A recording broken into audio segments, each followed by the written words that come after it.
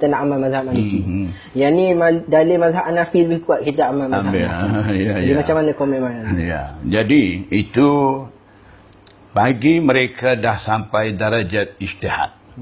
Dalam bidang ijtihad tu, bagi mereka tidak salah. Itu dinamakan ashabut tarjih.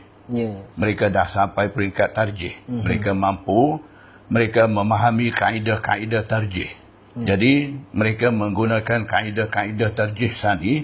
Mereka boleh kaji dalil imam mazhab mana lebih kuat, lebih menepati dengan hadis sahih dan lain-lain. Jadi berdasarkan kaedah-kaedah tu, boleh kita tarjih mana-mana pandangan imam mazhab tu.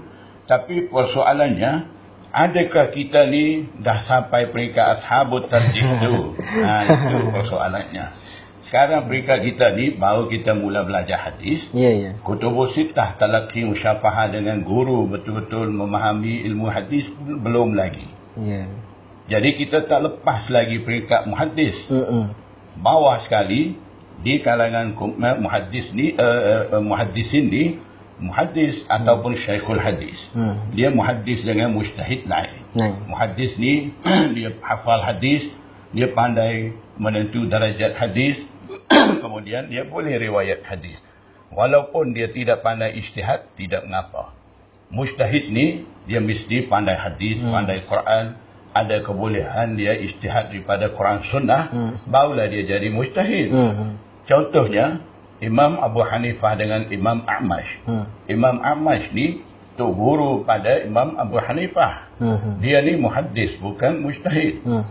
Maknanya Imam A'mash walaupun dia yang sampaikan hadis-hadis, riwayat-riwayat kepada Imam Abu Hanifah, tapi dia tidak mampu ijtihad hadis-hadis, dia ajar kepada Imam Abu Hanifah. Ada satu ketika orang aju soalan dalam majlis kepada Imam A'mash. Sebab dalam majlis ada guru dengan anak murid, mesti orang tanya guru dulu. Jadi bila tanya guru Imam A'mash tak mampu nak jawab. Dia pun serah kepada Imam Abu Hanifah. Tidak macam kita tak boleh jawab. Oh, saya rasa, saya ingat macam ni lah, pakai tembak gitu. Imam dulu jaga amanah ilmiah. Mereka tak boleh jawab, mereka bagi tahu saya tak boleh jawab. Imam Ahmad bin Hanbal, orang aju soalan 130 soalan, hanya dia jawab 30 soalan.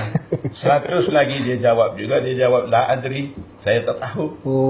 Kalau kita orang tanya 130 soalan, kita akan jawab 310 soalan. Kita akan jawab lebih. Jadi imam dulu jaga amanah ilmiah. Bila Imam A'mash tu tak pandai jawab, tak boleh jawab, dia serah anak murid dia Imam Abu Hanifah. Dia suruh jawab. Imam Abu Hanifah jawab serta-merta dalam majlis tu. Kemudian Imam A'mash tanya, kau dapat daripada sumber mana boleh jawab ni semua ni? Imam Abu Hanifah pun mula baca hadis-hadis yang dia terima daripada Imam A'mash tu. Imam A'mash kata, cukup. Aku riwayat kepada engkau 100 hari, dalam masa 100 hari engkau nak baca habis dalam satu majlis. Tengok, Imam A'mash walaupun tu guru Imam Abu Hanifah, dia yang sampaikan hadis kepada Imam Abu Hanifah, tapi dia tidak ada kebolehan ijtihad. Jadi terpaksa kena serah anak murid dia. Anak murid dia pandai ijtihad. Jadi itulah beza antara muhaddis dan mujtahid. Muhaddisin seperti Imam Bukhari. Imam Bukhari itu memanglah dia pandai ijtihad. Imam Muslim, imam lain selain daripada imam mazhab ni, kiranya mereka ni muhaddisin. Mujtahid ni seperti imam mazhab. Jadi apabila kita ni tak sampai lagi peringkat mujtahid, macam mana kita nak sampai peringkat mujtahid? Dalam dua bidang sani, muhaddis dengan mujtahid ni, kita ambil bidang muhaddisin dulu, biar dulu bidang mujtahid ni tinggi. Kita ni duduk mana sekarang boleh semak di situ. Bidang muhaddis ni rendah sekali. Muhaddis ni syekhul hadis ataupun muhaddis. Muhaddis ni orang sentiasa menyibukkan diri dengan ilmu hadis, sama ada duk mutalaah, duk ngaji, duk ngajar, Itu dinamakan muhaddis. Setengah kata lebih kurang 450,000, lebih kurang 10,000 hadis. Dah hafal sekali dengan sanad, barulah panggil muhaddis. Kita suruh baca satu hadis sekali dengan sanad pun tak boleh, akan cabut lari. Jadi, dan juga syekhul hadis yang memahami semua bidang ilmu hadis. Kalau kita pandai setakat sebut sahih, hasan, dhaif, maudhu, hari-hari kita dah sebut celak mata maudhu sampai pejam mata, pandai sebut maudhu saja, itu bukan muhaddis, bukan pakar hadis. Itu tidak diiktiraf lagi, walaupun kita anggap kita dah pandai, dah jadi pakar hadis. Itu anggapan kita saja. Jadi syekhul hadis, muhaddis ni dia dah mahir semua bidang hadis. Dalam bidang hadis kita sebut hadis yang mudah. Dia ada banyak bidang lagi. Nak faham, ada jarah ta'dil, asbab wurudil hadis dengan ilmu rijal. Ada lagi banyak bidang dalam bidang hadis tu. Mesti mahir semua tu, barulah panggil syekhul hadis, muhaddis. Itu yang rendah sekali di kalangan muhaddisin. Tinggi pada dia al-hafiz, yang hafal 100,000 hadis sekali dengan sanad. Satu-satu hadis ni ada banyak sanad, dan mereka hafal semua tu. Yang tinggi pada tu hujjah, itu hafal hadis 300,000 hadis sekali dengan sanad. Yang atas pada semua tu itu hakim. Dia menguasai semua bidang ilmu hadis tu. Itu tinggi sekali. Termasuklah di dalam kumpulan tu ada Amirul Mukminin fil Hadis dan lain-lain. Kemudian daripada tu tinggi pada hakim, barulah alih kepada bidang mujtahid tu. Baru mula mujtahid tu. Bukan kata pandai sebut sahih, hasan, dhaif, maudhu tu dah jadi mujtahid. Kita amal Quran sunnah saja tanpa ikut ijtihad imam. Bukan begitu.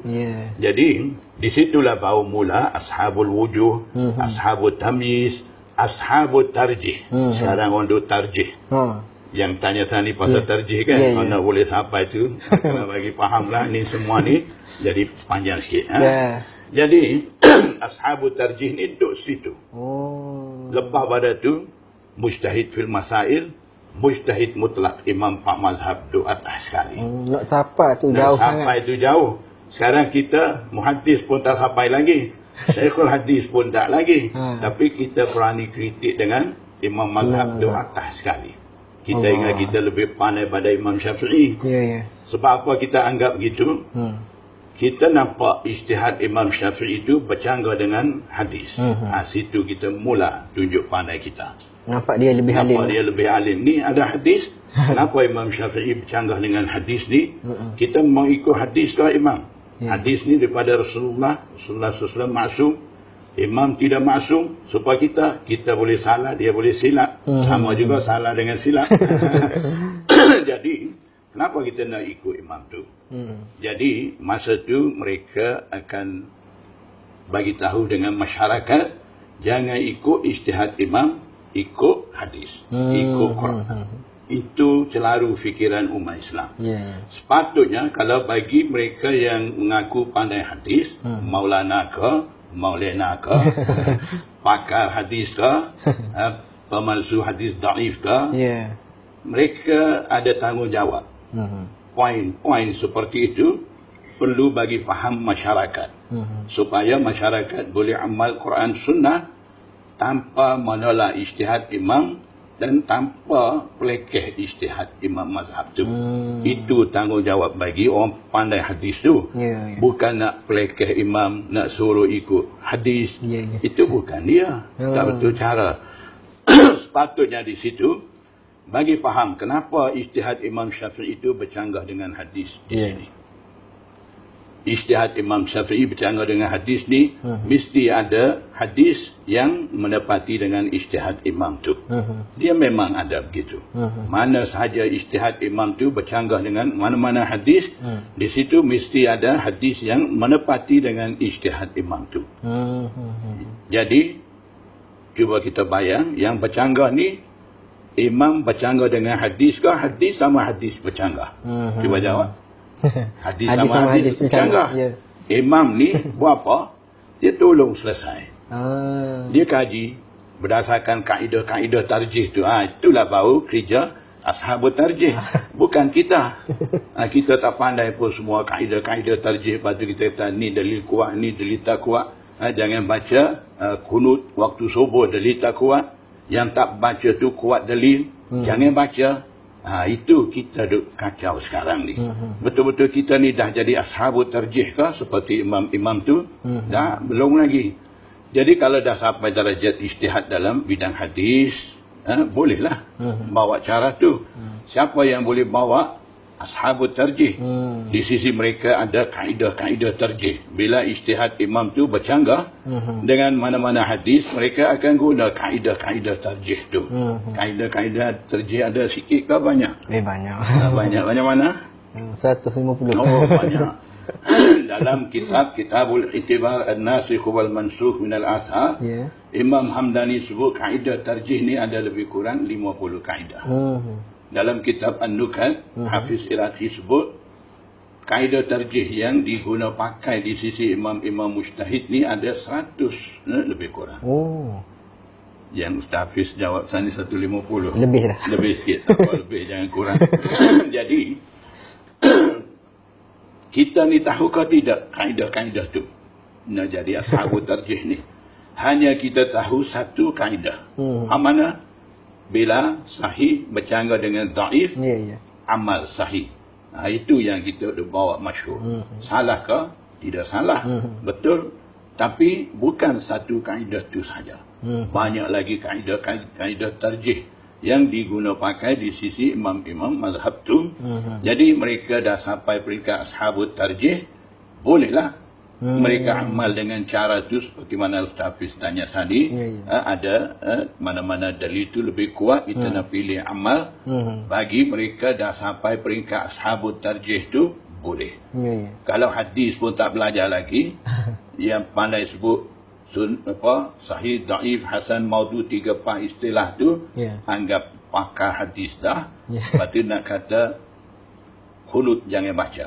Dalil baca kunut ni tak kuat. Seolah-olah Imam Syafi'i ni bodoh. Yang dalil tak kuat suruh umat Islam amal. Jadi begitu. Imam Syafi'i lebih pandai pada kita.